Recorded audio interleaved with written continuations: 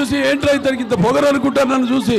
అవును, బాలకృష్ణ చూసి ఏమిటి ఇంత పొగరు అనుకుంటారు. అవును, నా పొగరే.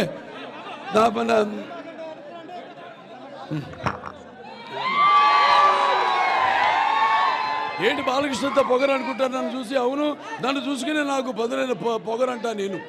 అలాగే ఎవరిని చూసి ఇతనికి ఇంత ధైర్యం అని ఉలికిపడి చేస్తుంటారు. నా వ్యక్తిత్వమే ఒక విప్లవమై అడుగడుగులా చూపిస్తాను అని నేనంటాను.